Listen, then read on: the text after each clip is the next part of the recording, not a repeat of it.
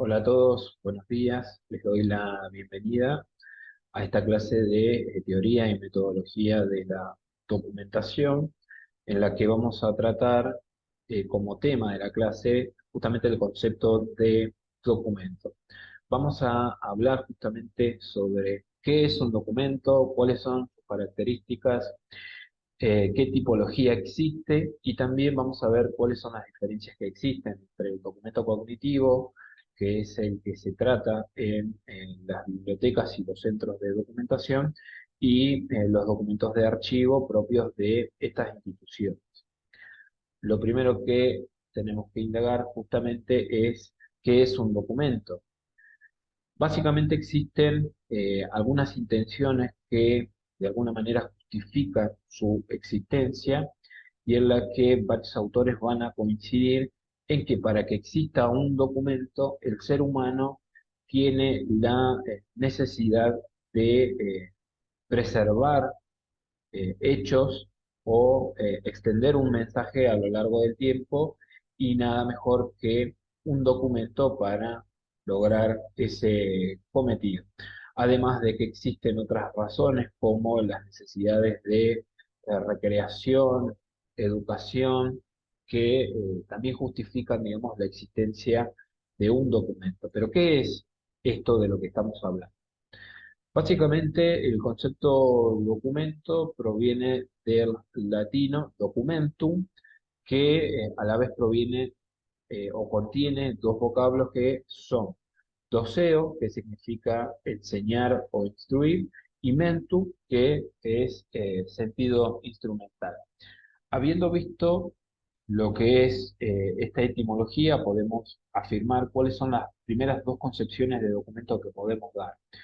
Por un lado, podemos entender al documento como aquello que es utilizado para la transmisión de conocimiento, o sea que el documento transfiere una información que contiene conocimiento y que puede ser de utilidad para alguien, y también podemos definirlo como un instrumento para la confirmación de hechos, o sea que lo que está escrito, lo que está registrado, sirve, digamos, a estos fines. Ahora, básicamente el concepto que todos manejamos de documento es que es información registrada en un soporte, y que la esencia del concepto documento radica justamente en su capacidad para comunicar información que se encuentra fijada en un soporte. ¿Ah? Bien, según el glosario de la ALA del año 1988, el documento puede definirse como material de distintas clases en el que se registra un trabajo, parte de este o muchas obras. Entre los diversos tipos de documentos figuran los libros y el material similar a ellos: hojas impresas, gráficos, escritos, grabaciones sonoras y de video, películas cinematográficas y ficheros de datos legibles por máquina o documentos digitales. Es importante que entendamos que en la concepción del documento es fundamental la intención comunicativa por parte del emisor que hizo ese documento, porque si se cumple con esta finalidad, es probable que haya un usuario para el cual ese mensaje transmitido sea importante, ¿sí? El concepto de usuario propio de ese archivo, la biblioteca y el centro de documentación es importante porque son justamente las personas que van a utilizar la información que contiene ese documento para un fin determinado, que puede ser o generar nuevo conocimiento o adquirir y generar nueva información. ¿Está? Entender entonces ese concepto de intención por parte del emisor de un documento es fundamental para poder entender este concepto. Algunas características del documento son que el soporte físico es imprescindible para que pueda hablarse de documento, si no nosotros no podríamos hablar justamente de soporte, ¿sí? La oralidad, por ejemplo, no contiene ese registro que un soporte sí nos da para registrar un hecho, una información, algún conocimiento nuevo. ¿Tá? Es necesario que exista un soporte de esa información. Por otra parte, sobre el soporte físico aparece un mensaje de información, esto que estamos diciendo de poder registrar lo que se está hablando, poder registrar lo que estamos viendo, poder registrar lo que estamos conociendo, poder registrar lo que nos rodea. ¿Está? Es necesario que esa situación se dé. Esta información puede ser transmitida a lo largo del espacio y del tiempo y es potencialmente útil. Esto lo podemos ver, por ejemplo, con el devenir de los documentos históricos que nos permiten saber cómo eran las sociedades en la antigüedad y en distintos momentos del tiempo.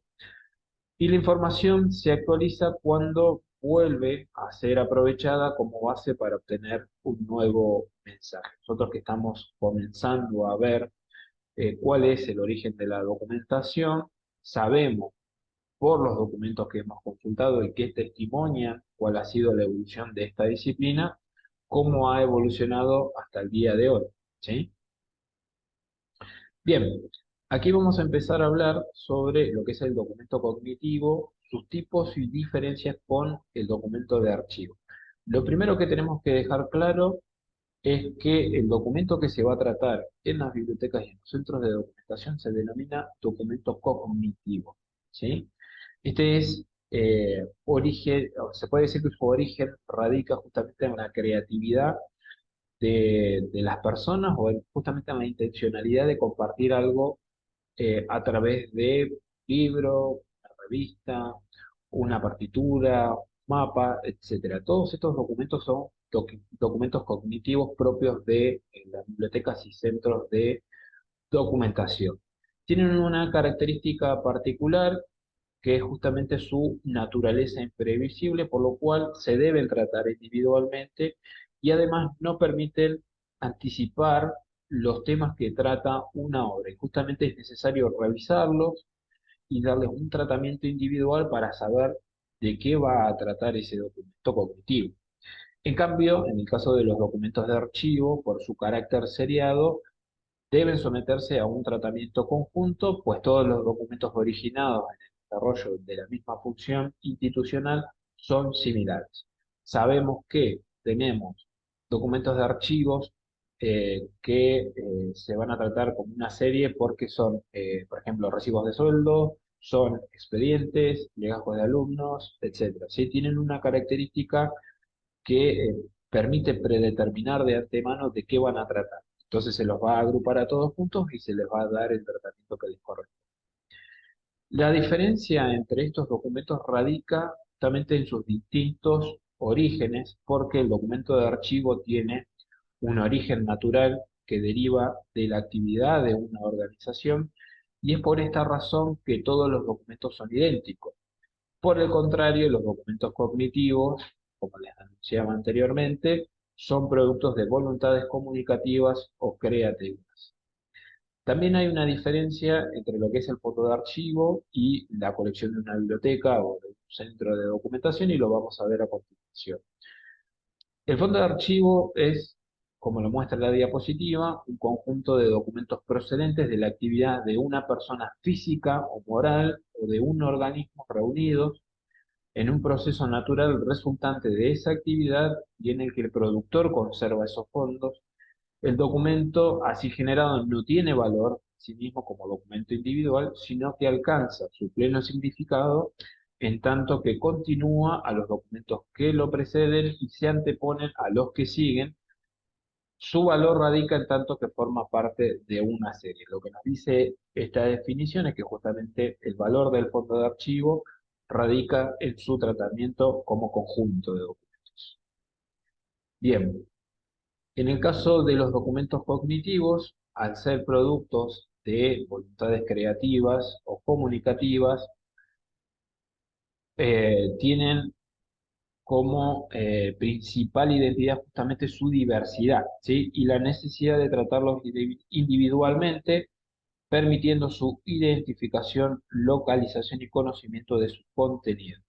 Juntos, estos documentos cognitivos constituyen colecciones que se forman previa selección, es decir, que antes de incorporarlos a lo que va a ser la colección de la biblioteca, nosotros tomamos la decisión sobre qué documentos se van a seleccionar y cuáles no.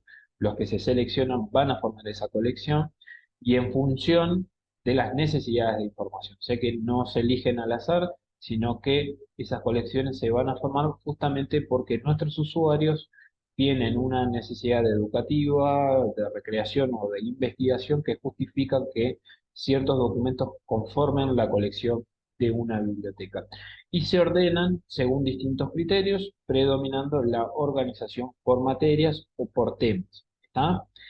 El documento tiene valor por sí mismo como documento individual y el valor de la colección se podría estimar en la cantidad, el valor y actualidad de los ejemplares que le integran. También hay otro valor que va más allá de la propia biblioteca y que radica en la existencia de otras bibliotecas que puedan complementar la colección que nosotros tengamos.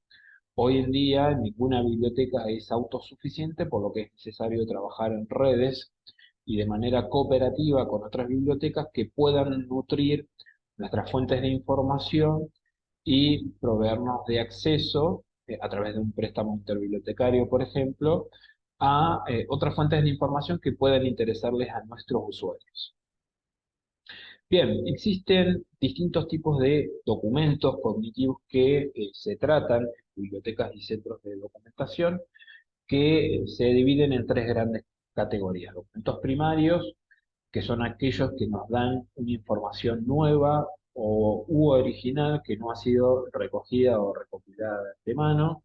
Por ejemplo, los documentos grises, actas de congreso, tesis doctorales, etcétera.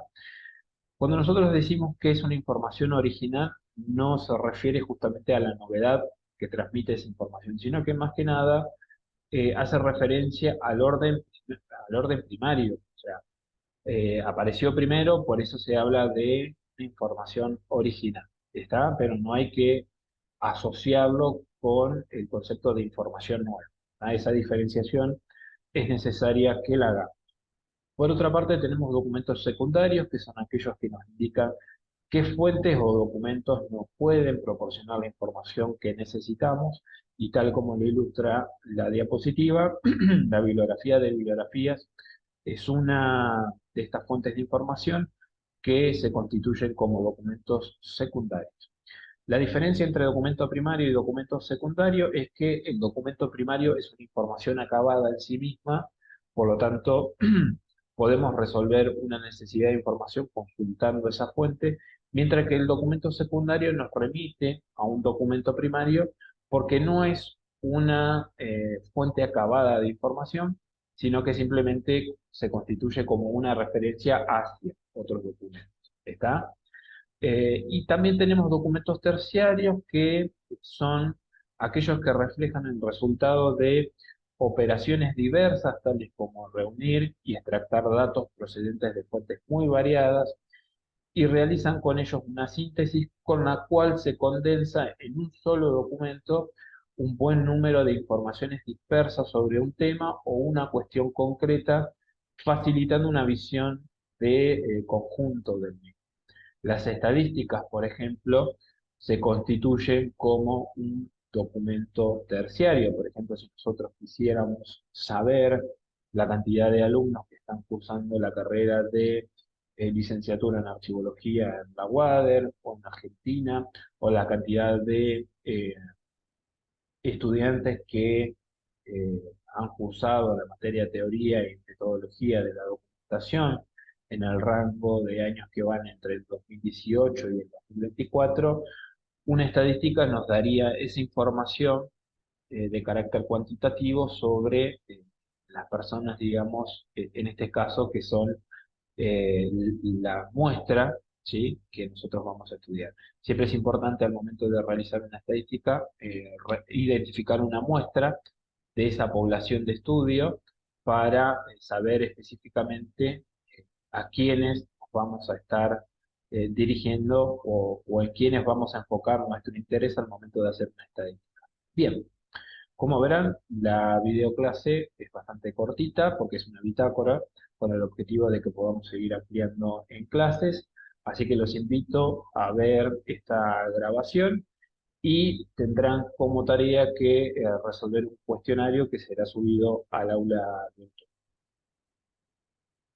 Muy bien, nos vemos la semana que viene en un encuentro presencial. Saludos.